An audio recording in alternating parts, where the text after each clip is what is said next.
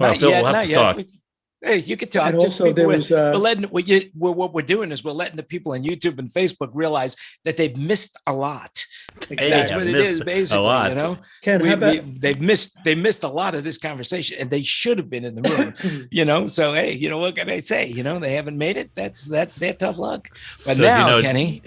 And now, are we live, Jen? We are live on the world. Ladies and gentlemen, we are live, but if you're not watching it right now, then it's going to be pre-recorded, but it'll appear live to you because that's the kind of people we are. We are like that. So welcome to the SoundBroker Mastermind. This is our 38th one. Could you believe it?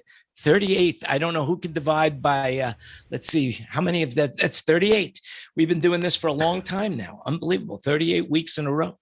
I'm very impressed that I've been able to stick with anything this long.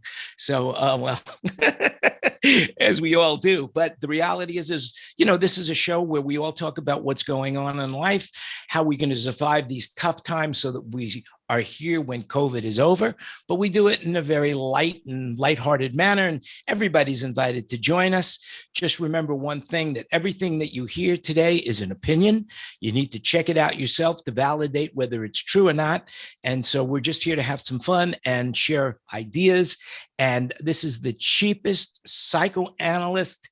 If you want to save some money and not go to a psychiatrist, come here. This is it. It gives you a chance to catharsize what's on your mind. So, hey, welcome everybody. Stop with the big words, Jen. Big words. No, man. Well, the catharsis. And by the way, Jen, you know, a good thing we're live, because consider the alternative. Dead. Yeah, that's right. That you 100%. If we weren't live, we'd be watching the impeachment hearings right now. So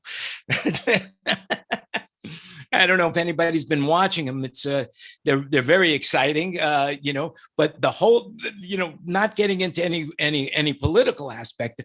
But have you noticed that the meme now is they're comparing these trials on one side to My Cousin Vinny? Has anybody seen those memes? It's like hilarious, you know. Oh, is that right? That's quite a slap in the face, then, eh? Well, I don't know. My Cousin Vinny was like one of the best movies ever made, you know. It's but like it wasn't exactly the best courtroom scenes ever, right? Well, Joe Pesci's side was, but they're comparing them to the public defender. I forgot the guy's name in that, but you know, he was the one who had the stutter and he couldn't get out his words. But it was the sack of suds where it all took place. By the way, the sack of suds. So, who wants to start it off? Who wants to say something? I want to take a moment and point out that for those of you who think this call is a waste of time, we've already learned 2 new words today that didn't exist 5 minutes ago, and that My Cousin Vinny was one of the best movies ever. Top 10. It compares to like Gone with the Wind and you know, the 10 Commandments. I might just have to watch it again. High up. Oh, please. You know, making The Wizard of Oz. The Wizard of Oz. That's pretty good. I saw that. I saw they're remaking it. I didn't see any details though about it. Just that they announced they were going to remake it. Who's going to play Dorothy? Taylor Swift. I would say if it's not Ariana Grande, I'm not going to watch. You know? I'm just making that up. Taylor Swift. I think it's going to be RuPaul. Didn't they make they did, Wizard of Oz drag version? They did do a version of the Wizard of Oz. They called it The Wiz, and I'm trying to remember who was the lead in that. Stephanie Mills. It was really good. That was the play. I'm sorry, that was the Broadway version, not the movie. I can't remember. Was it Diana Ross or something? No. It was a young Black artist. She was really excellent, and I forgot who it was. But she was. Who's really got the Google up? Somebody Google it while we're talking about other things. So anyway, anybody here get any news with the PPP loan? Anybody in the room have anything with PPP? Ken? Oh, I just got an email today from Bank of America that they're going to release the super easy to ask for forgiveness application like in a few days, and it's going to take me 15 minutes or less, and I'm not going to have to submit any paperwork. It's going to be so easy. It's going to be great. That's for the first one? Yeah, that's for the first one, right? Oh, we just got our second one last week. Oh, cool. I just got my second one last week also. Last week too. For those of you thought that the first one, you're working on your second one because the first one was too hard. Well, the second one's a lot easier. That's all I can say. And now for some real news. So as you all know, I've been following for the last 140 days, Bank of America has closed my bank accounts and froze $26,000. I've written to every organization that's got 3 letters in it to help me get my money back. The SBA, the FCC, the FDA, it doesn't matter. I wrote to everybody. And the Office of the Controller, which is OCC, and they all said, well, we'll do what we can, but nobody did anything. But yesterday, in the mail came the check for $26,000 back from Bank of America with a letter saying, hey, if you'd like to reopen your bank accounts, we'd love to have you as a customer. And I said, there's no chance. So it was a good day for me yesterday. And if you are in one of the states that DreamSpring, I believe it's dreamspring.org, if you're in one of the states, they are by far the easiest and simplest way to get qualified for that second round of PPP. From the time I applied online till the time I received the money, it was less than 10 working days. So really, really good. What was your experience? Anybody else have an experience with this that they want to share? I submitted 10 days ago and it's just crickets at the moment. No, how did you submit? Just electronically through the bank. There was a lot of problems with it the first week is through TD Bank. And miraculously by like the 9th day, it seemed okay. I decided the next morning I would just, be ready and prepared with everything I needed. And it wasn't too bad, but I wouldn't have cared if it was bad. I just would have been happier if I did it and then was done already. So we'll see how long that takes. Mm-hmm. So now what's happening with the other side of the loans that you were working on with the Save Our Stages? Did you do any research on that in the meantime? I've been back and forth a bit with Mike Strickland on this, and we've been talking about it. He seems to feel that there is because production companies are not specifically excluded, that it appears they may be included. He is trying to get some more clarification. I'm supposed to speak tomorrow morning with the SBA lender that I mentioned, who is on the weekly calls with the state SBA reps on a national call. And I was hoping we were going to speak today and I could say something before this, know something before this meeting to talk about, but I'm continuing to stay on it. The one thing that the lender did say, and I'm sure I repeating this from last week, when the time comes, which will be any day, the SBA needs to be absolutely deluged with emails talking about the inequity of the venues versus the production companies, simply because we're inextricably linked together and we're all in the same boat. And nobody's looking to take anything away from venues. We want to be around to support venues. So we'll see how that develops. But I also had emailed this consultant and said, should we also go to the old-fashioned snail mail? And let's let the mailmen show up with a couple of thousand letters a day in mail bags. I don't know if they know how to do that anymore in Washington, but that would be interesting to see. And maybe that'll get their attention. But the guy did say, if you'll get your attention by bombarding them. That's the only way. So a couple thoughts, Eric. I would think that production companies are actually worse off than venues. Yes. Because of the higher the higher labor pool. You've got way more people working for you or counting on you to give them work than the venue itself.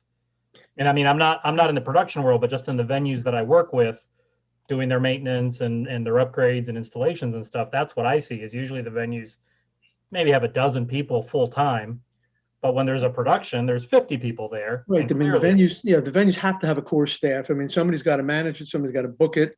Has to be a chief engineer. There's a lot of functions that they need. Of course, you can certainly pare it all down, and except for an on-site engineer and security, there's no reason for anybody to be there. They're better off at home. But for them to even start getting ready to do business, they've got to have certain people on their staff. Right. For example, the Smith Center here in Las Vegas, I don't know if you've ever been, that's our big, fancy, the nicest venue in town. It has 3 people on staff right now and has for about 5 months. Well, That's they it. certainly need to get their staff back because, there's like in any venue, there's maintenance to do. Right. Can't reopen and have some mechanical systems or other problems. This is the question really is, and they staff up obviously, per event, it staffs up, security, stagehands, ticket takers, ushers, box office, people selling the merch, concessions. There's a ton of people there. Not all of them are part of, would be considered employees, since I think some are outside concessionaires. But on the production side, the production companies generally would have a larger staff than many local venues, whether it's an arena, theater, what have you. And we certainly do. We cover a number of arenas, but we're in the same boat. It doesn't matter how many we have or don't have. Bottom line is, everybody I know, the revenues is off more than 90%. Right, but that's what I'm saying is in the letters, that's the point I would make, that, hey, so much, thank you so much for looking out for the venues. But if you look at it, Madam Senator or Mr. Congressman, the production companies, the concessionaires, the traffic management people, all that. Parking, merchandise. Yeah, all that adds up to way more people than the venue itself. So you'd want to make sure something is in there to take care of those companies. So that's the tack I would take for sure. There's no question. I mean, as I was driving home to get on this call, I did hear that they just announced in New York, starting sometime in February, 10,000 seat or greater venues are allowed 1,000 people. So, I mean, for sporting events where TV rights, pay enough to keep the venue going, they don't need anybody. But that'll be great for the venues because they can put people to work, and the fans, of course, can get out there. But I mean, you go to the Garden, over 20,000 seats. What's 1,000 people? It's like looking at a field that's been 90% mowed down, and there's a couple of corn stalks there. So 1,000 seats won't even pay to heat the building. Well, exactly. There's a high cost, but they're doing it anyway. They're really doing it anyway for the sporting event, et cetera, et cetera. To hear it today, it's a start. Then Randy Phillips was on the news. I don't know if anybody knows Randy. He was head of AEG for 13 years. He produced tours with Michael Jackson and Bon Jovi, a lot of other people. So in the interview was saying, "Isn't this great? We're going to see a lot of music." And basically said, "No, you're not." Said 1,000 people. I mean, 1,000 people is not going to pay the IA bill. Just not. Don't the cardboard cutouts pay for something to be there? I think there should be a seat license for the cardboard cutouts. Some of my best friends are cardboard cutouts. Well, but there is at least one tour going on right now. They're doing some shows in Texas and in Florida with reduced audience sizes, but regular production. I forget what the guy's name, Toby something, Christian artist. Well, the bottom line, back to PPP and the it's Toby Mac.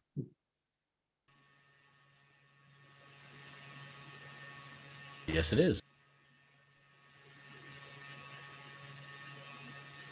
Somebody's got a drone.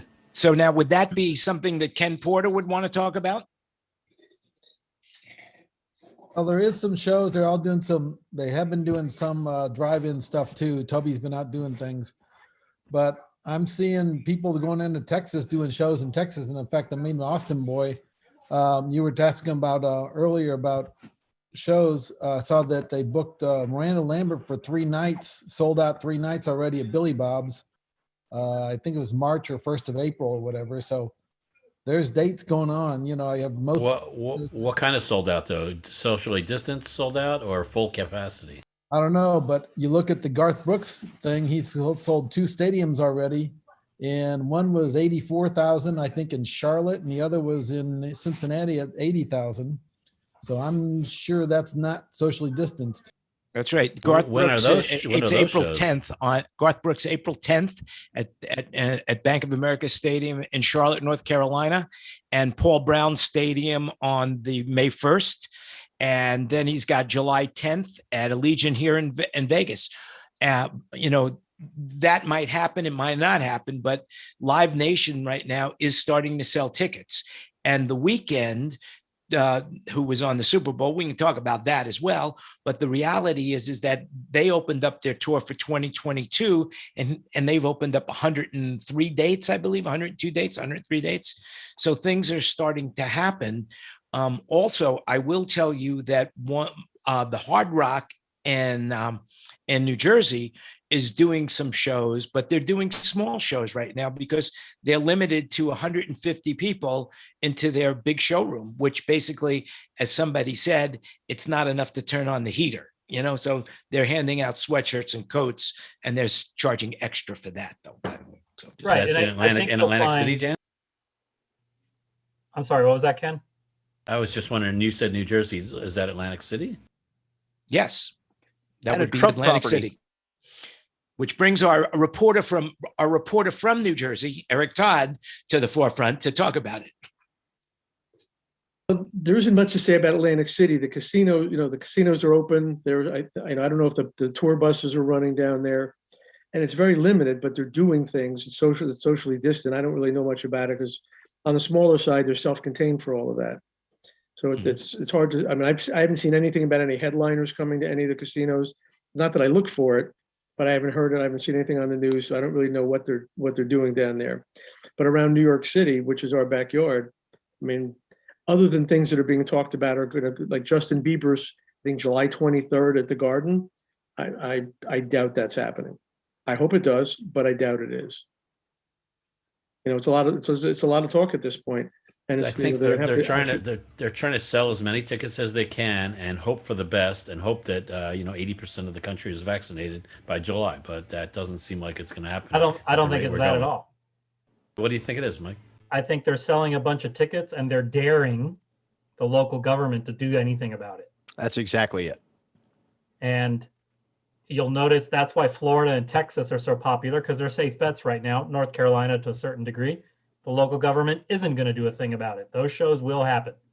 Ohio, I'm not sure. Cincinnati, Jersey, that's why they're staying small. New York, that'll be interesting. But they're doing a little bit of gambling that by then there's enough vaccinated and enough, but mostly they're just going to sell and they're going to dare the governors to do anything about it. So it actually could be more than that, though. I heard a stat today that they said 82% of concert fans have chose to hold on to their tickets instead of getting a refund. So Garth Brooks goes and sells, someone said 80,000 tickets. That's millions of dollars. They cancel the event, only 82% get a refund, and someone's sitting there holding millions of dollars for 6 more months. How much money are they going to make on that? So that's a possible, motivation for them to be selling. Who would sell an 80,000 seat venue right now for, what someone say, April? Makes no sense. Dr. Fauci could. Wasn't that July in Vegas? July in Vegas is not a good time to have an outdoor concert. Is that stadium air conditioned? Yeah. It's a stadium. Now, somebody mentioned Dr. Fauci. Did somebody mention Dr. Fauci? He's in the room.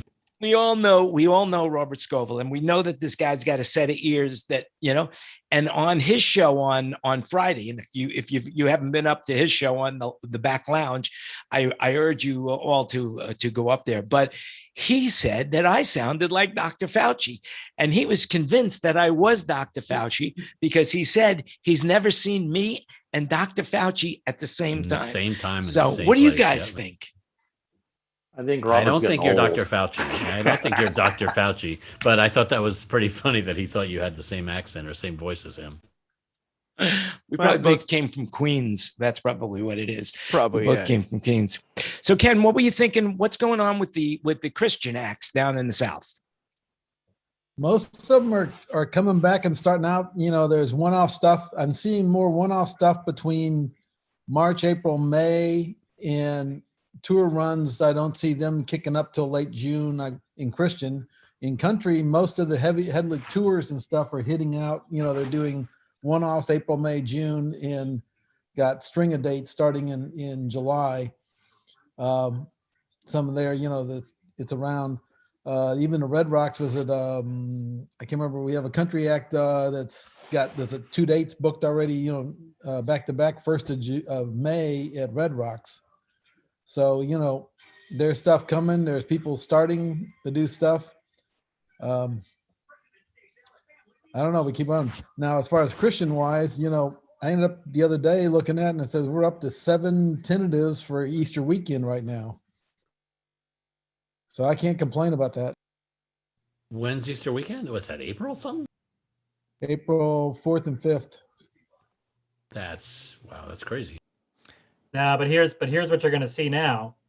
I haven't read the brief yet, so I don't fully understand the reasoning, but churches in California recently won a court battle that declared either part or all of Governor Newsom's restrictions on attending churches unconstitutional. So 5 will get you 10 that you're going to start seeing Christian artists performing at churches during service. You know, and when all of this blows up, we're going to be right back where we were in December. Yep. This is what will totally hose a fall winter recovery for us if this kind of stuff blows up and turns into super spreader events. Well, that except if there is the vaccine. And right now the vaccines are starting to really get out there. I mean, so a bunch of us in the room now, I've heard, have gotten vaccines, right? That's because you're all old cranky guys. For those of us just barely under the age of 65, at the current rate of vaccination in Kansas, I cannot qualify for my first dose until November. That's gotta speed up, Tim. It's got to go 10x, or we're all sitting here just pissing in the wind. Well, come to New Jersey. Wow. You can be a tourist and get in October. You could be a snowbird and go to Miami. Yeah, but Jersey in October.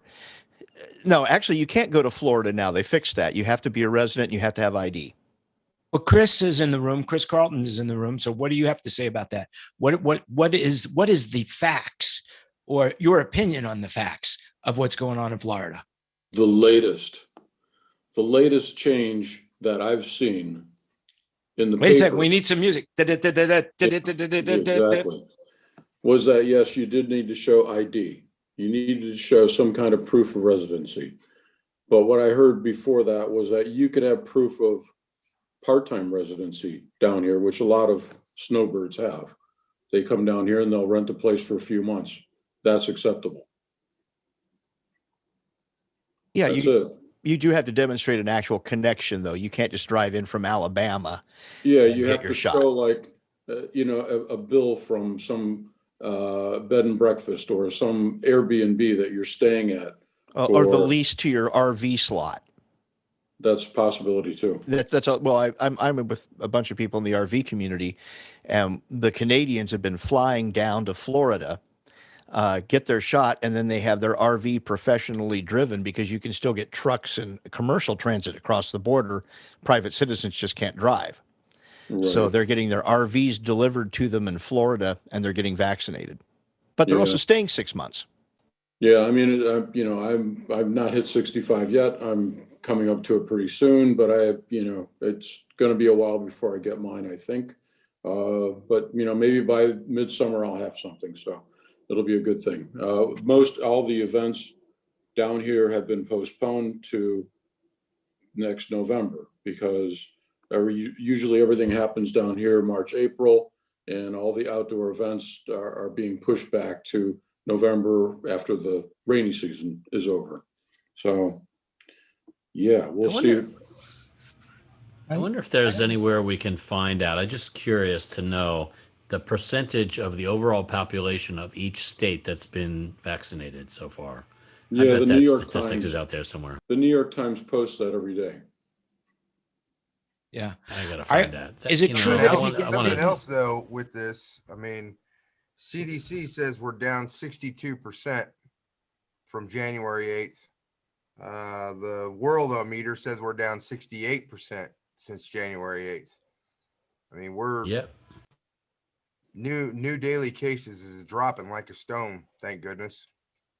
Yeah, you reported that on the other Zoom meeting, and I heard it on the news since then. I heard it on the news, so it's definitely getting out there. 46. Now we're at 62. Well, I think that enough people finally kind of took this stuff seriously after watching everyone get sick after Thanksgiving and Christmas, that we've seen the daily rates drop, and that's a very good thing. My concern is that humans tend to be very binary. We're either all or nothing.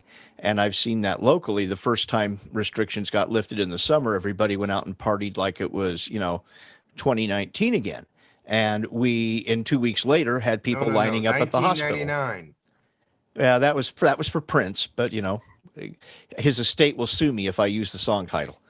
So getting to be like the mouse. But no, and actually it reflects that people are capable of changing their behavior when they see an absolute need to, but the minute you tell them they can lighten up, there's not much gradation there. There's not a lot of subtlety. It's, oh, I can go back and do exactly what I did previously. And that's when we get into trouble again. There's Super Bowl Sunday. Yeah. Tampa was a mess. And yeah. We expect we're going to see the fallout from that within a couple of weeks. Well, yeah, drunk people jumping on cars. I mean, what's not to love, right? I like the streaker at the Super Bowl. Yeah, that was pretty cool. That was like the highlight of the game. I just saw some good footage of him on TikTok. That streaker made $374,000 doing that. How do you know that? Are you shitting me? How do you do that? It's on the internet. He made a $5,000 bet times whatever, so it came out to $375,000. He bet that someone would streak at the Super Bowl, and then no one would take him. Everybody took him up on that, but didn't think he'd pay in. So he jumped the fans, ran out, posted a $1,000 bill, and made $374,000 on it. Wow. What a businessman. What a businessman. We should try to have him in the room. Let's do that today. Let's all go to the next sporting event and do that. I'm like, hell, I should have thought of that. But you know what I heard? Did he get a fine for not wearing a mask? No, he just got a $1,000 fine. That was it. You know what I heard? That somebody took a bet on the fact that that Mahan wouldn't get a touchdown in the first quarter, or Tom Brady, and they made millions of dollars. Tina, you were telling me about that, right? I think you were telling me. Was it you that was telling me about the bet that somebody made $2 million off of the fact because Tom Brady had never that was scored. Totally against the odds. The odds were that the Chiefs were going to do well. Right. And so I can imagine that would have been a really good bet in the long run, to bet that the Chiefs would not get a touchdown in the first half or first quarter. This was the first time Tom Brady ever made a touchdown in the first quarter of a Super Bowl. So the statistics were against him to do it because he's never been able to do it before. And Pat Rose is pissed. Oh yeah. Well, I made $400 on the game. I put my money on the Buccaneers winning like 2 weeks ago, and everybody said I was crazy. And I'm like, no, they're gonna win. Tom Brady's gonna let them win. The refs are gonna get paid off to let them win, and that's what happened. I'm like, couldn't be more obvious. The refs were rooting for them. Just to go backwards a little bit, because Brian's in the room now. What did you hear about the Garth Brooks going on at the Bank of America Stadium in North Carolina? That's right by where you are, right? Yeah, it is. I haven't heard anything recently, but he's postponed the concert 4 times now. So he keeps waiting until he gets right at the 90-day window and then postpones it again so that they don't have to refund tickets. And there's a bunch of people in town very upset about that because they're wanting their money back. But unless he cancels the concert, they're not entitled to get their money back. I think I hear an attorney general moment. Yeah, I didn't know people wanted their money back. Most people want to keep that money for the. So I've talked to a couple guys that had like 8 tickets, and now they don't know whether they want to go in and get it into a crowd in a crowded arena, with or without the COVID shot. I mean, the one guy I talked to, he had over $2,000 worth of tickets. He Plus, said, $2,000 buys a lot of groceries. Right. Yeah, sure does. It sure does. So what else is going on? What's going on now? So did we cover everything about the Christian tours? Did you get through all that, Ken? Yeah, I got through the Christian tours, but the question I have is, Disney has been open, since some back in the August or whatever, down in Orlando. Have they been challenged on their lawsuit about the not liable on a ticket purchase, that if you buy a ticket, it's a your will, and if not, you don't come in? Don't know about that, but I don't know. But today I had a conversation. Speaking of that, today I had a conversation with someone regarding the fact that people are saying, well, the concert industry is never going to come back the way it used to be because people are going to be streaming. And my position is that's nonsense, because people want to go and see live performances, because you'll never be able to duplicate what you can see at a concert event that you can home. In other words, you look around, you're looking up maybe at the guitar player or the bass player or the drummer, and then you switch to the left and you say, wow, look at that PA stack. And then you look to the left and you see some girl dancing around with a bikini on and, just voluptuous, I think the word was, and then you smell marijuana. You can't do all of that in your own home, and streaming just doesn't match up to that. For example, we all know about experiences where people just showed up. Damn the virus, I'm going to go because I want it. Like, for example, remember when it was really in the prime and the Chainsmokers did that private show and over 10,000 people found out about it and rushed it. So I really believe that we're going to be coming back, but there is going to be, when you get your vaccine, you get a card, and eventually what's going to happen is there's going to be a digital passport that's going to show that you've had your vaccines. And I am willing to bet dollars to donuts that you are going to be required to show that if you're going to fly, you're going to go into a government building, and of course, if you're going to go into a concert. What do you guys think about that? Do you think I'm on glue? Way too many HIPAA violations for that. It's and privacy issues to require that. I understand what you're saying, Jan, and maybe you're right, but I don't see the ACLU allowing someone, Ticketmaster, to demand to see your medical records. Well, they're not asking to see your medical record. They're asking to see a proof of vaccination. The problem with the vaccination is, though, that the vaccination is not a cure. The vaccination is an emergency stopgap. It's not a cure. Even the best one is only 94% effective. So we're not going to eradicate it with this round until the science gets better and we have a better vaccine that actually is a cure. Then you get your card. I don't know. I wonder about that, because the flu vaccines are typically in the 50 to 60% effective range, right? That's what I've heard anyway. And yet we don't close down businesses for flu, and lots of people die from flu every year. And I just want to have my doubts about that. But flu's not contagious, is it? Isn't it? So a couple of thoughts. I can't see HIPAA applying here at all, because HIPAA has specifically deals, well, for two reasons, actually, now I think about it. Number one, HIPAA specifically deals with the portability of your medical records and the protection thereof when your employer is moving that information around. Yeah. That's number one. Number two, HIPAA is a great law, except it was never assigned to any agency for enforcement. So if I go to, because one of the things we install is speech privacy systems.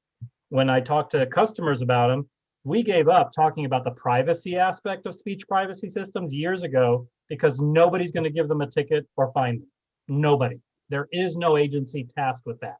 So we talk about the increased productivity of people who can't eavesdrop on others' conversations, and they stay more focused, Sure. et cetera. So that's number one. Number two, we show our vaccination records to school districts, to all sorts of agencies voluntarily. And as long as I'm doing it voluntarily, to go to a private event, which is what a concert is. A concert is not a public event. It is a private event that I have to pay to attend. They can ask for anything they want. They can ask for a blood government sample. agency with government oversight versus some business. And by the way, I don't disagree. I actually think we'll probably end up going there, but playing devil's advocate, I could say, look, this is the government. This is supposed to be made up of, elected officials and oversight and all this other bullshit. This is a private business that could take this information and do something with it. Right, and then they're going to say, "Fine, don't go." Well, you have the ability to decline that by not buying a ticket. Yeah. Your participation is 100% free and voluntary. I looked into Michael, it. what do you got to say? I looked into it, and it does not violate HIPAA because it is a separate record that you are showing to somebody that's saying, yes, you've got this, or no, you don't. It is not doing any kind of background into the rest of your medical history, anything like that. It's like getting a stamp on your passport or visa. Okay. Number one. And number two, if you invite the public, if you bring the public in, sales or whatever, it is a public event. I don't care whether Billy Joe Bob put it on or the president put it on. If you've opened it and allow public access, it is a public event. And not only that, I will tell you that I know that the airlines are definitely considering it. The World Health Organization, IATSE, and not IATSE, IATA, which is the travel agent, they're all looking into this, and it's going to be, there might even be a chip put into a passport for that. So it's possible that it could happen, because if, let's say, just for example, that just the airlines say, okay, you can't fly unless you show us proof of vaccination. Well, all of a sudden, once that first industry does it, everyone's going to jump on the bandwagon, because if they're don't they already do that for certain countries that you go to? You can't get on a plane to, say, Venezuela unless you show proof of having had a vaccine, right? But that's international law, Kenny, versus domestic law. No. If you go to Hawaii, you cannot enter without either quarantining or having that vaccine or a negative test. Not a vaccine, but a negative test. You can't check in the hotel without showing proof of a negative test. Yep. That's a medical record. What about those of us who are employers? What about us who are employers? What are we going to do? Are we going to require our employees to have vaccinations? That's a whole nother thing. And good question. Especially as a production company, your client may require that. So now that's, now you've got a good old fashioned Washington two-step there. And it's going to come down. We haven't crossed that bridge yet. I have heard a couple things about possibly antibody testing as being a confirmation, that you are a safe human. As There's opposed to the vaccine, but the big pharma doesn't want it that way. I mean, even because Fauci was asked directly, what happens if we've already got the antibodies, and he, without even skipping a beat, well, you should get the vaccination anyway. It's like, why? Now you've got double the amount of corona in you. If you've already got the antibodies, you've already got corona, period. And Tim, don't even start with the double thing, okay? Because the probability of somebody catching it twice is so infinitely small. Yeah, and if you're the son of a bitch in the hospital, it doesn't matter how infinitesimally small it was. Of to course, someone else. But if you're the son of a bitch that slipped and fell in the bathtub and broke your hip, you don't care about that. I mean, come on. Well, if the son of a bitch slips in the bathtub, I hope they don't have COVID. What you guys are bringing to the front is this is a game of percentages. It's totally about percentages. We're not, unfortunately, Tim, as much as our friends or people that we know have had COVID twice, they're in the minority to a great degree, and it's a very small percentage. So that's what we can't cater to them. We're catering to my point the lump in the middle, My point is that relying on that as a guarantee that you will not be a hazard to yourself or others in the future. That's why Fauci is saying you should get the vaccination anyway. Sure, I happen to agree with that, but that may not be popular opinion. No, I have to stand up for myself as speaking as Dr. Fauci right now. I will say that you are 100% correct. But the thing is I just got a letter from the Hartford Insurance Company, and the headline was, "Can you ask your employees to get vaccinated?" Unfortunately, I didn't read it, so you'll have to. This is like, tune in next week and we will have the answer. I can tell you what the lawyer said. Jan, to that effect, the EEOC is supposed to be coming out with some guidelines in the next week or two, because they're working on this. But the standpoint that I understood on this is as an employer, you can't do that because then it becomes a HIPAA violation. But a client can make that as a stipulation for a contract.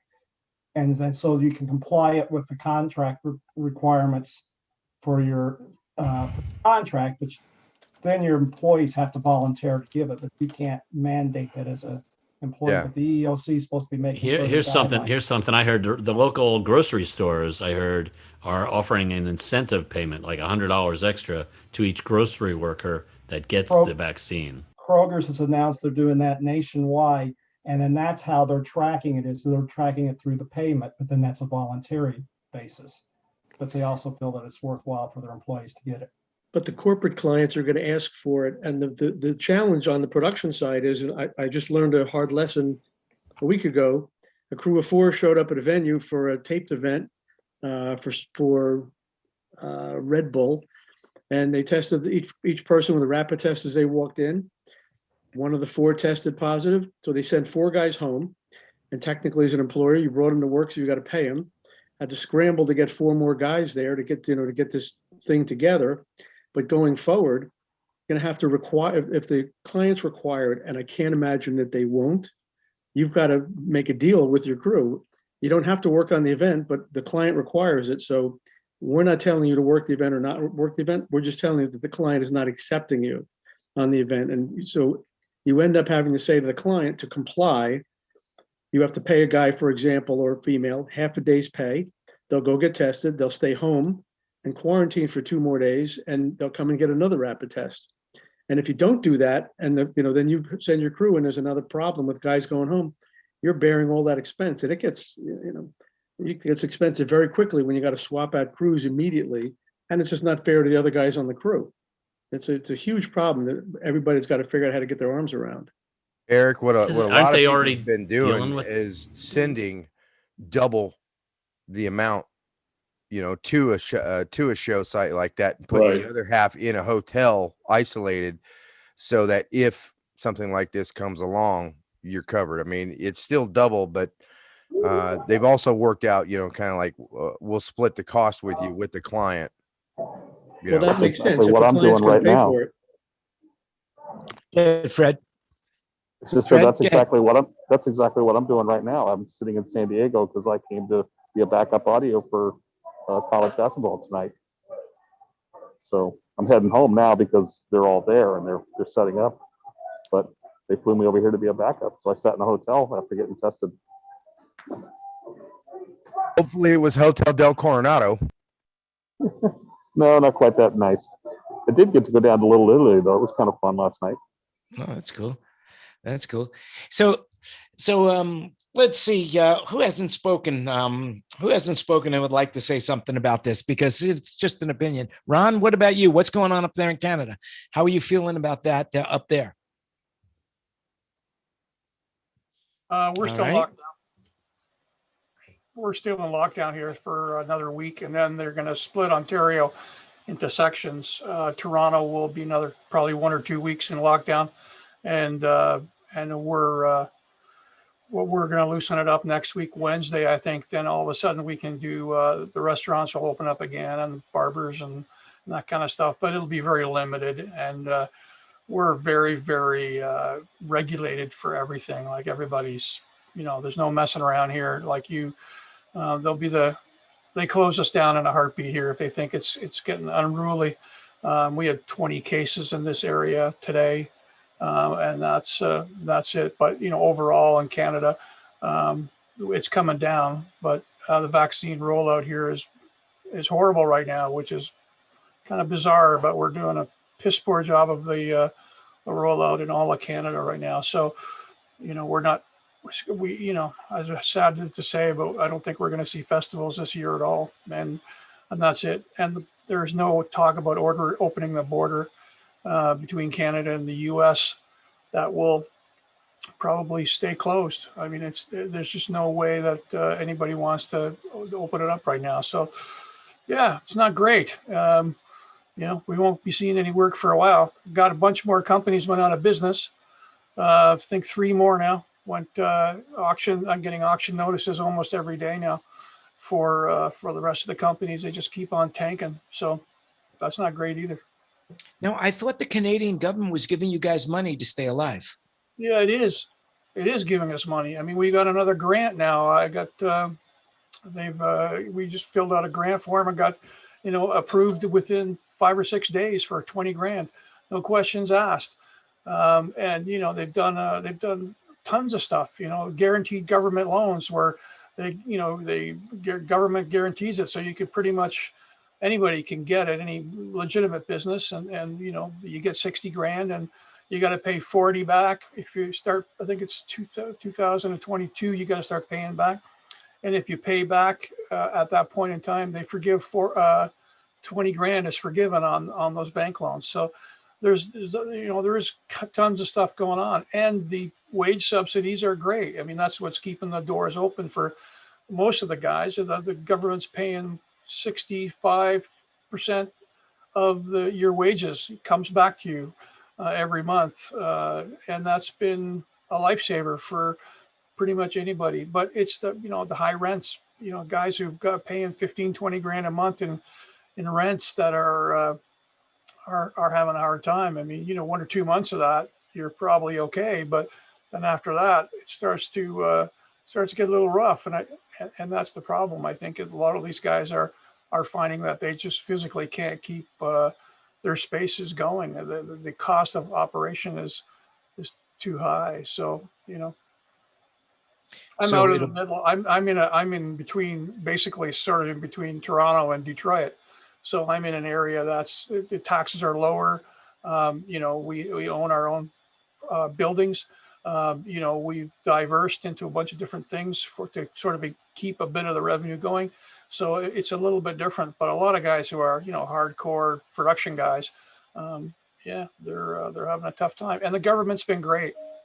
I mean, people bitch about the government here all the time as well. But the reality of it is they've been really good. And even with the forums and stuff, and there's been nothing difficult. It's all been relatively easy. And the money is deposited directly into your account within a few days. I mean, it's really been as good as it can be. But, we were all hoping, sort of like you guys, but we were all hoping for, the vaccines to get rolled out. And we thought that we were just, it was just happening at a really good pace. And now all of a sudden we're, it's terrible. So we don't, like I said, at this point, we see losing the entire summer. And for us, because we're such a seasonal country, that's it for us. I mean, we'll back to corporate stuff in the fall and the winter, but I mean, that's not our meat and potatoes. It's all the outdoor festivals that are going to be gone. So kind of sad. Well, I'm seeing, that you opened up two different subjects there. Number one is about the vaccines. And now here in the United States, FEMA is starting to get actively motivated in distributing the vaccine. Also, the National Guard is now getting involved in that. So we might have an accelerated growth, especially if Johnson & Johnson's gets approved. And then there's the Novichok, I think is the other one, AstraZeneca. So we could have 5 or 6 vaccines starting to circulate, distributed by FEMA and the National Guard here, and we could really start moving very quickly.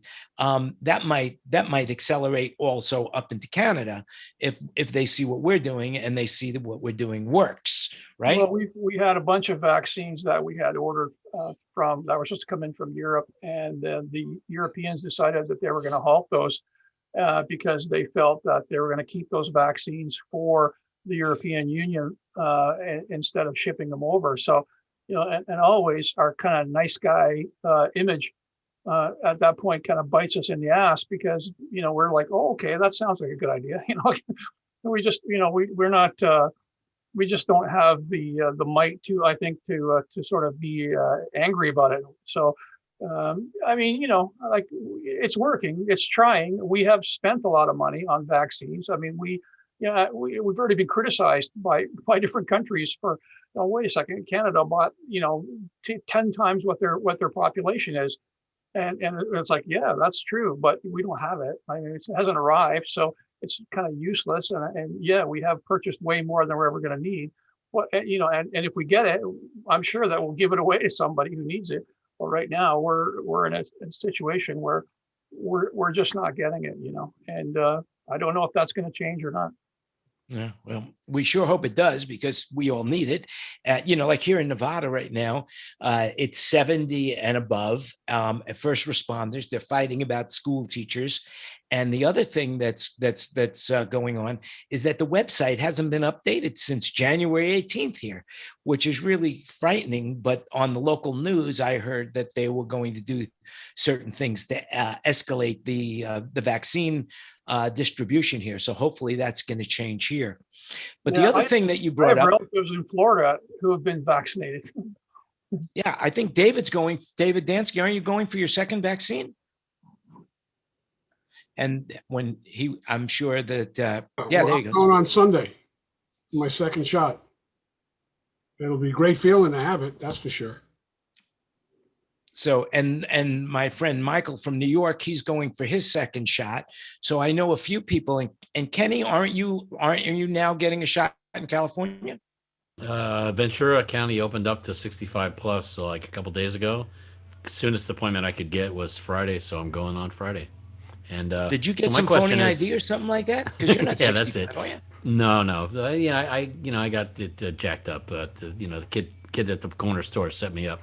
But what I was going to say was, how long, David, after the second shot until you're like totally 95% effective?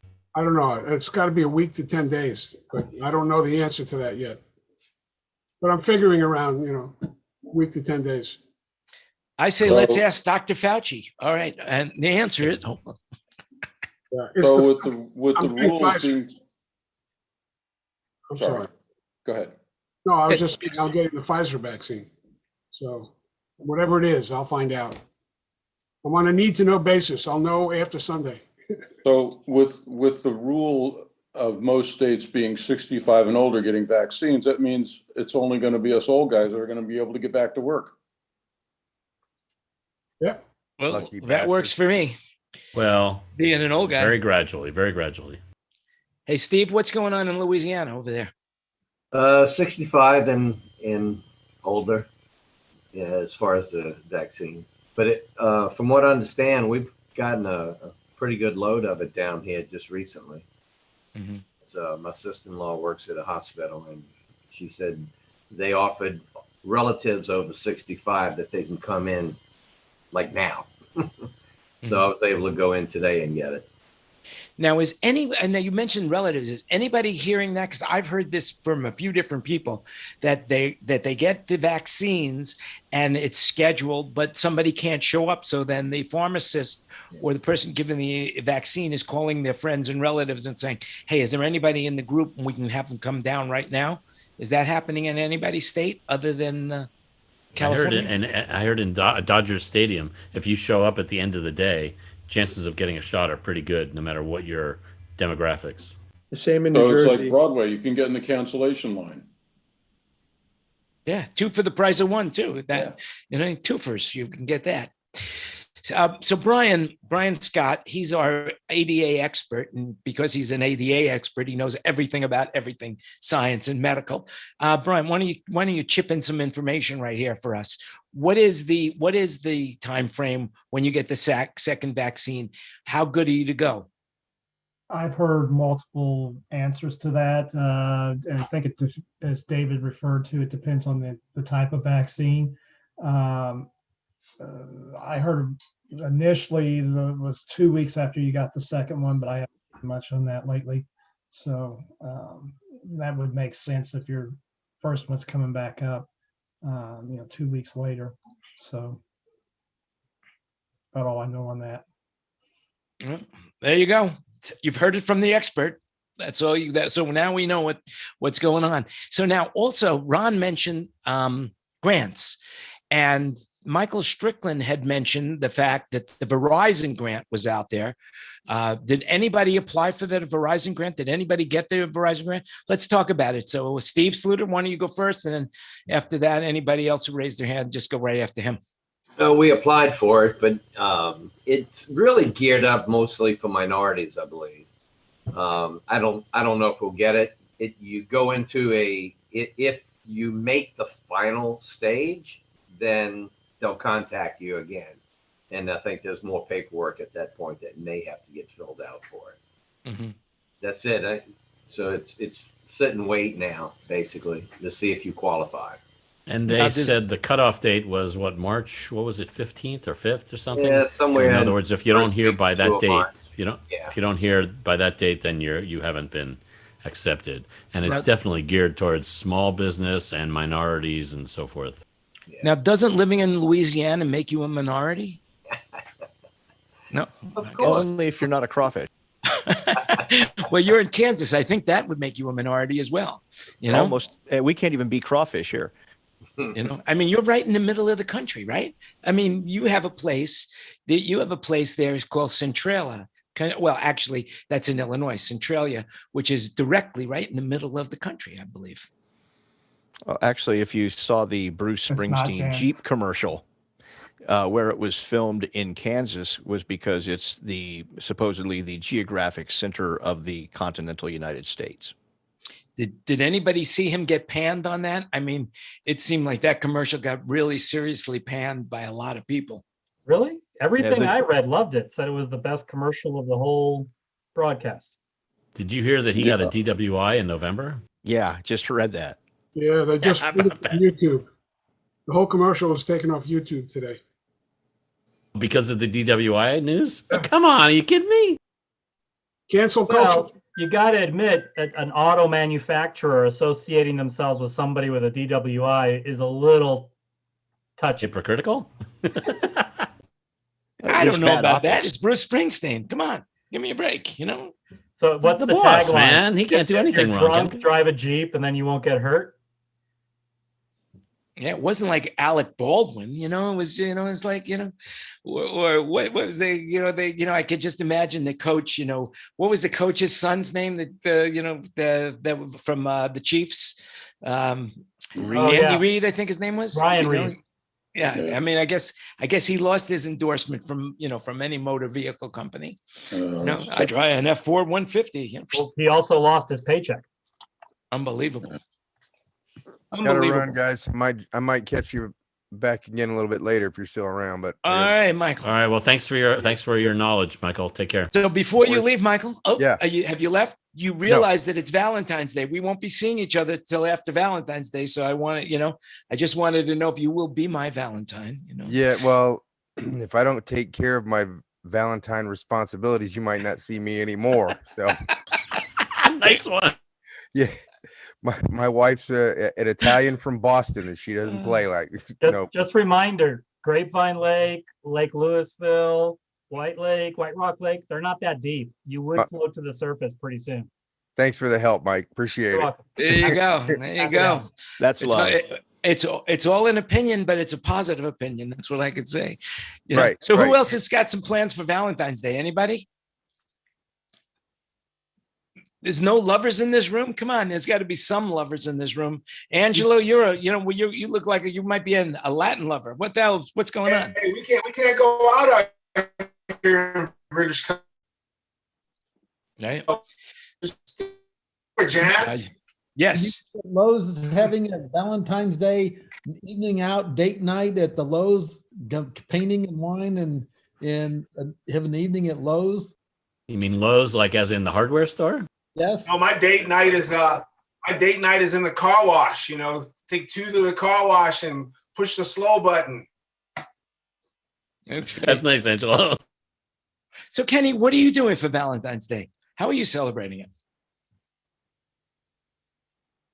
Talking to Ken Porter, right? No way. Okay, Ken Porter, sure. I'm gonna sit at home and be boring. Just told you he's going to Lowe's. He's going to Lowe's. It's also going to be President's Day. You know, it's the day after Valentine's Day is President's Day. So you get That's Valentine's right. So, and President's. Boom. And it's a long weekend. So for Bill Clinton, it's like the trifecta. And then Tuesday is Mardi Gras, which we're not having. Mardi Gras canceled this year. Mardi Gras. Yeah. Oh my God. Yeah. Wow. What are they going to do with all those beads? Drunk people on the street. Well, it's been a whole thing about people decorating their houses all over. There are over 3,000 of them that have participated. Some of them are really elaborate things. You can go Google it, and you'll see. It's pretty cool, actually. Mm-hmm. So who hasn't spoken? Who hasn't said anything at all today? Hey, we got a very special guest in the room. We do. Now, I my version of special guest may be different from yours, but in my world, there's a very special person in the room, and he was on video for a while there, but he's kind of hiding now. Let's get him out of hiding. I sure hope he'll turn his camera back on, and that's the amazing Tom Durr of Soundcraft console fame. I mean, Tom Durr has got to be one of the nicest guys in the sound equipment business. There's Tom. How you doing, Tom? Hey. I'm so happy to see you on here, Tom. Yeah, just got back from picking up my dog, so good timing. Oh, perfect. Yeah. So tell us about. Yeah, where are you? Aren't you in New Hampshire? Yeah, I'm in New Hampshire, just an hour north of Boston. So what's it like up there? Have you been at home for months, or have you been traveling around and No, I've been servicing here your clients? really since the last trip I did was down to New York City for mainly for fun. I saw a Broadway show and visited some rock and roll pals, and that's pretty much been it. I haven't been anywhere in almost a year. It's been the longest time I've been in one place for probably 23 or 25 years. That's what I was going to say. You're Mr. Travel. You're always on the go, right? Decent amount, not as much as I used to, but yeah, it's been wild. Yeah, I've been here for an unbelievable amount of time. Are you servicing clients by Zoom these days? Calls and usual stuff. We do decent. Harman does a decent amount of Zoom meetings, and there's Zoom this and Zoom that, but it's mainly just calls, emails. Did I see that you sold Studer? No longer. Yeah, Studer was sold to Everts. The actual close actually I think happened yesterday. No kidding, that's huge. Yeah, it's interesting. Everts out of Canada basically bought Studer. We don't know how much for. I mean, some people do. I don't. I don't think it was for a ton. And what their plans are with it is to be determined. They have some interest in the digital on-air console we've got they had to integrate into some existing Everts stuff, and we'll see what they do with Vista. But yeah, so for those who haven't heard my take on it, basically the shared technologies like the Vistonic screens, the Fader Glow, some of the other sort of unique patented things are shared between both companies. I'm not sure who has retained ownership of the intellectual property, but whoever has it grants perpetual rights for the other to develop it. So that's sort of how the split between VI and Vista will work. Well, and I Very think interesting. it's a good fit, honestly, because I think it's a better fit for Everts than it ever was for Samsung. Oh, absolutely. I mean, again, you need to really reference Harman. People like to reference Samsung, but for the most part, Samsung's involvement with Harman Pro has been very hands-off. We're treated, very much like an independent business entity to a point. I mean, certainly at high levels, that's a different story, but in customer facing and down at my level, really. Right. Because we all know Samsung bought it for the OE and the lifestyle stuff. OE automotive predominantly. I think the lifestyle was sort of a secondary, sort of benefit from it. Until they created the pandemic and everybody needed sound. Yeah, of course. Thankfully, the diversification of Harman, while again, in recent years, weak in production for the most part, other than some of the JBL stuff, the diversification into the retail and MI market and USB mixers and small, near field monitors and all that stuff has helped buffer us during the last year. It's sort of starting to saturate a bit, but still it was it allowed us to continue sort of unabated to a certain extent, though there certainly have been cuts and things done to help. And so you haven't been furloughed or anything like that? No, I took a 10% pay cut for about 9 months last year, and they reinstated that in January, and we all took the 401k contribution that Harman was making went away until just this last month. Mm-hmm. So that was it. So no, very Now- fortunate. Not so bad. Now, normally we don't talk about product, but in this case, I will make an exception to the rule. But now a lot of the manufacturers are now, because streaming and everybody's at home, they're making USB products. Are you guys at Soundcraft doing anything USB for the house? Yeah, I mean, not for the house, but we had like the little, $100-ish notepad mixers that have a USB stereo out, and we've had a Signature which has a multi-track and a, depending on the model, a stereo out, and they've been selling like gangbusters, and that's really true throughout the industry. I mean, all my pals who are in like recording oriented companies or home studio project, they had like record years last year. It's crazy. Just the amount of stuff that either had USB or that sort of stuff that sold was is almost insatiable there for a while.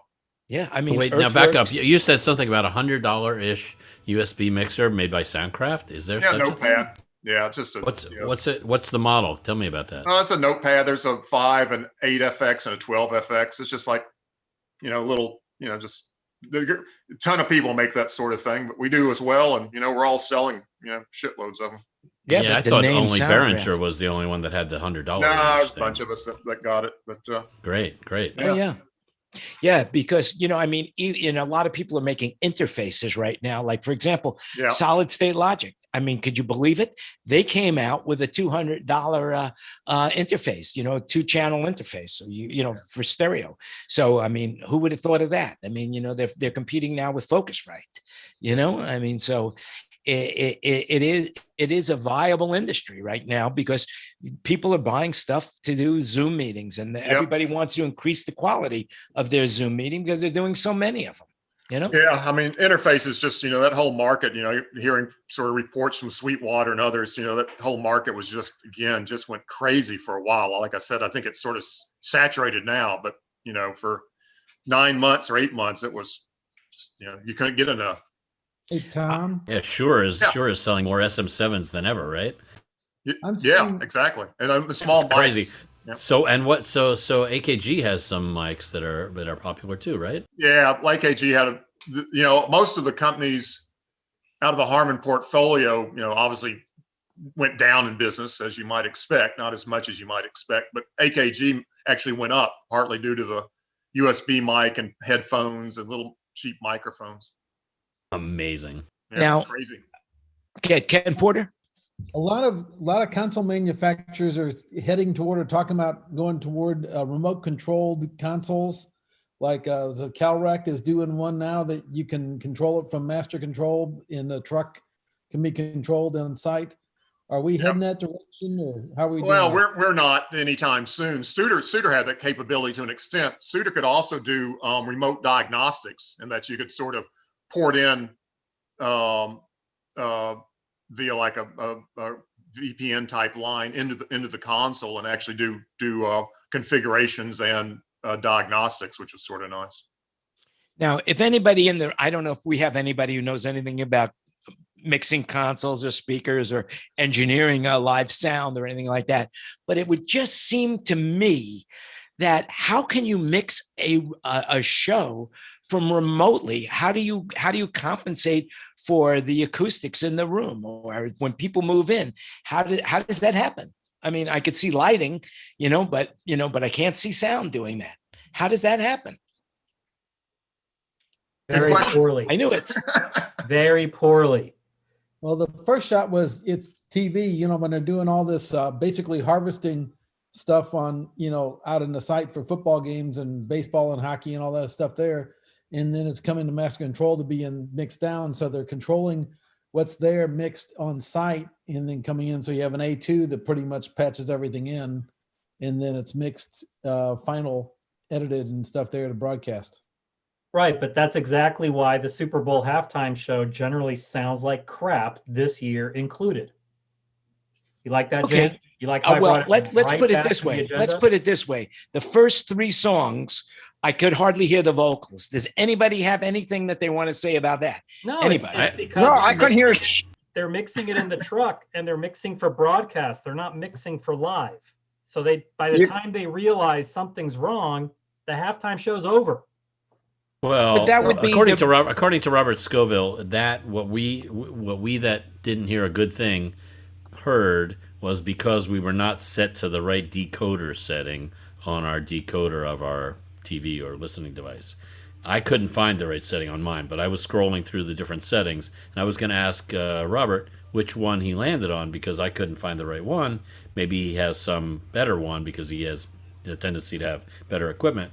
But the point is, he blamed it on decoding. In other words, they're listening to 5.1 in their control room, and we're listening to 3.1 or 2.1 in our home, and it's just not working.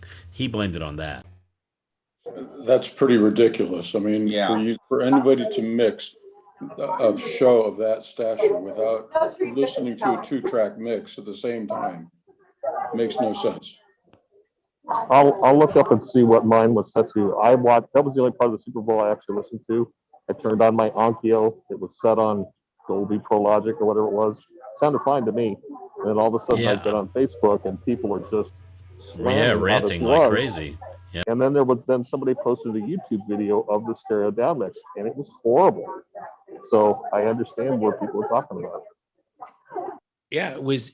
I mean, I have a nice stereo in my house, and I just thought there was something wrong with my TV all of a sudden, but because it didn't make any sense.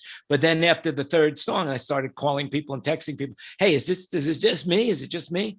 But no, it was everybody. So the reality is something had to go wrong.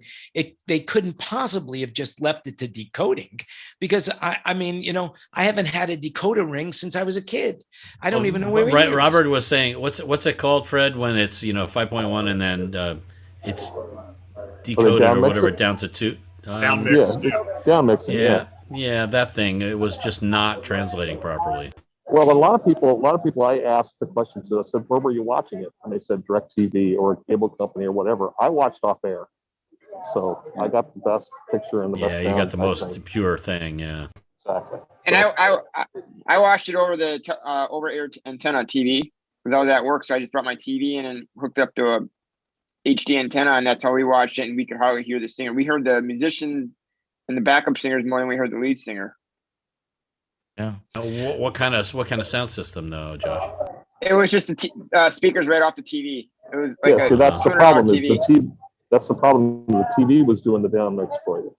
I actually listened to it on a 5.1 receiver. I turned the TV off, the sound off on the TV, and listened to the optical output from the TV, and it sounded fine. Yeah, I had the same, and it was okay, but it wasn't great. All right, Tom, what were you saying? No, I was on a stereo mix right off from a Comcast cable feed, and just to the sound bar. Sounded fine to me. I didn't even know there was an issue till now. Yeah, the first 3 songs were the vocals were buried. Is what those were songs? I don't know. It was like he couldn't feel his These face. days, what is that crap? I didn't even know who the guy was. Well, that's the interesting thing. I slept through the weekend's 15 minutes of previous fame because I got severely taken to task for not knowing who The Weeknd was. I just thought he was another spelling challenged entertainer. Listen, there's been no halftime show worth watching since Prince 2007. So just tell the kids that. They can go watch that show, watch it over and over again. Best halftime show. There were some that were okay, but nothing compares to Prince. Yeah, nothing compares to that. I don't know. I liked the Lady Gaga one. I thought she was great. It was great, but it wasn't Prince. I thought the best one was the J-Lo Shakira one so far in my book. The Who in New Orleans was really good too. Yeah. Here's a question for the group. I think in Robert's group, somebody mentioned Dave Natale doing the PA mix in the stadium. Anybody know who did the PA mix in the stadium for that? I don't know if it was Dave, but I guarantee it wasn't what we heard on TV then. Well, of course it wasn't that, You know who would know? Probably the people from ATK. Raul. Of course, ATK guys would know. Yeah, Raul. I thought that's who said that was Raul. Yeah, Raul. Yeah, Raul he did. said who was the name of the person that was doing it. All right. Well, we have a homework assignment. We'll figure that out. You know. It was just a curious thing because only 22,000 people heard that anyway, and millions of people heard the air mix, and the air mix was done in the Music Mix Mobile, right? The Joel, whatever his last name is, Joel's truck was doing that, and it was probably John Harris probably mixing the air mix, right? But the thing is, I just was curious because somebody in some group online was saying that it was probably a Digico console doing the PA mix. And I thought, really? Dave Natale on a Digico console? I thought he was totally anti-digital. I'd say Dave still carries his own PM4000, last I heard. Last I heard, true, that too is, and I thought they must have dug up a PM4000 for Dave to use. We got to get Chris Leonard in the room. I'm sure he would know. Dave He owns probably his would own know, too. 4K. Yeah, Dave owns his own 4K. Oh, is that There's not a right? question of digging one up. He has one. Oh, is that right? It stays with him when he's not on the road with it. Does he have racks and racks of outboard gear too, Tim? One rack. I'm sure since it was on CBS, it passed through the broadcast truck, so it went through a cow rack on one of the paths, and probably one of the older paths probably was still using the Dolby equipment. The CBS still specs the Dolby encoders on their transmission paths. But I thought those trucks had all LAO consoles. That was mixing a LAO, I thought. I'm pretty sure CalRec for most of those trucks. Yeah, the music truck may have been allowed, but the broadcast trucks are pretty much all cow racks these days. Hey, Fred, seeing you're the only one that's working right now, or it appears you're working, either that or you've got great virtual reality going on. Tell us a little bit about the show you're doing right now. I wasn't. Like I said, I was a backup. I'm sitting at the San Diego airport waiting to go home. Oh, you're Oh, is that done the- with you're the at the gig. airport. Well, what was the gig? What was the gig? Was it some sporting event? Yeah, it's a college basketball game that'll be on tonight on CBS Sports Network. San Diego State versus whoever. Oh, so they sent you home as soon as the other guy was okay, huh? Yeah, he showed up for the venue and tested okay, and so I'm released to go home. How interesting. Oh, very cool. Yeah, because I thought you were working because the roof system looks almost like the same as the roof system in the studio that you were in. Yeah, it does look like the same by the contact. No, I'm at the airport. There's lots of people around. Well, I want to thank everybody for coming, and I want to remind you that it is President's Day coming up. And, it's an interesting thing. Of course, George Washington was known for his honesty and it's Honest Abe, And so this story I tell every year, and if you've never heard it before, you're going to hear it for the first time. But there was this immigrant that came to America. And he got very, very wealthy. And when he got here and made all his money, he built a mansion just like it was in the old country. And just to be just like in the old country, he built an outhouse as well with a great view of the land. And one day he called his 3 kids into the room and he wanted to know, hey, which one of you kids pushed the outhouse over the cliff? And nobody said anything. And so he says, listen, let me tell you something. My favorite president of all time was George Washington. And George Washington, when he was a kid, he chopped down his cherry tree. And when his father came over and said, George, did you chop down the cherry tree? George said, yes, Dad, I can't tell a lie. I chopped down the cherry tree. And George Washington's father was so proud of him, he didn't do anything. Now, which one of you 3 pushed the outhouse over the cliff? So the little one raises his hand and the father leans back and slaps him across the face. And the kid said, Dad, you said George Washington, blah, blah, blah. He told the truth and his father didn't do anything. Why did you hit me? And his father says, that's because George Washington's father wasn't in the cherry tree when he chopped it down. So if you haven't heard that one, you could share it with the group. Anyway. All right. And on that note, Let's go off the air. That'll take us off the air. No, that'll take us off the air. I want to thank everybody for watching. We're going to stay in the room for as long as people want to stay. Remember, you can join us by sending in a DM or an email or call anybody in the room. Anybody can invite you. We send out a bunch of emails and invites you, so you're all welcome. Just remember, everything you heard today was an opinion. Whether it's true or not, that's up to you to figure it out. And I will leave you with this. Stay safe and healthy, and a happy Valentine's Day. Happy President's Day. And remember, you make it happen. So click the like button, share the links, and we really appreciate everything that you've come to share with us. And I hope you all learned something today as well, because I know I did. So again, thanks for coming. And we're going to go off the air right now. But don't,